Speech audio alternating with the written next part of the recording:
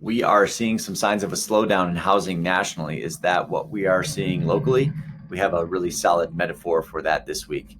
So we have that and more covered in this week's report. As always, thank you for taking a few minutes to join us for our weekly market report, where we share our real-time insights into our local housing market. So let's dive in for this week. First up, we're taking a national look at inventory for sale. So we're currently up 19% year over year, and we've had similar new listing count as last year. So there is definitely some indications of waning demand. The question always is, does our market mirror that national trend?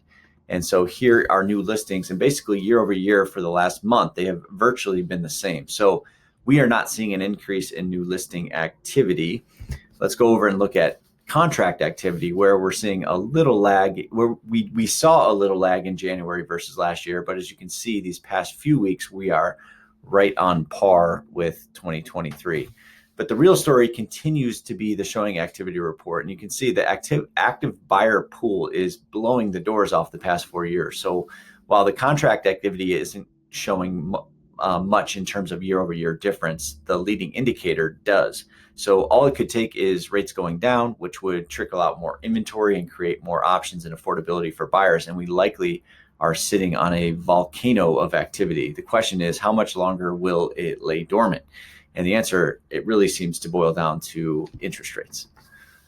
So here's off-market activity. So these are the sellers that took their home off the market without finding a buyer. And don't be fooled too much by that big pop you see. That's the end of the month coming in and going out, which is typically when listing agreements expire. So we always kind of get that pop.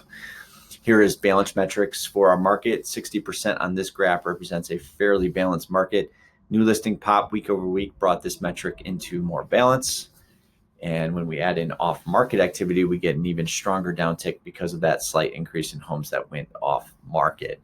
So to quickly recap, national signs of slowing, but that local housing market data is showing us that this year and our market is more analogous to a dormant volcano. So how long will it go that way? Will it continue to stay dormant? Will it erupt at some point?